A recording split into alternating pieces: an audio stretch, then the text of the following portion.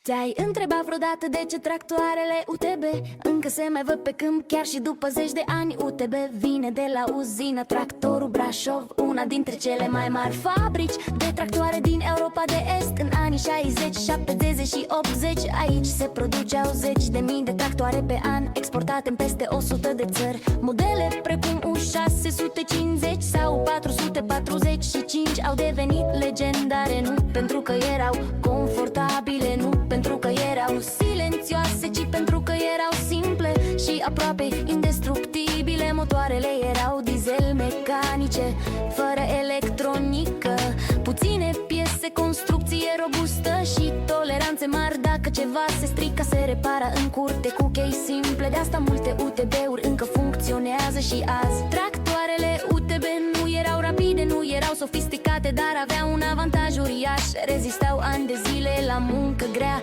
praf, noroi și frig. În perioada comunistă ele au fost coloana vertebrală a agriculturii românești. Au arat, au semănat, au tras remorci, au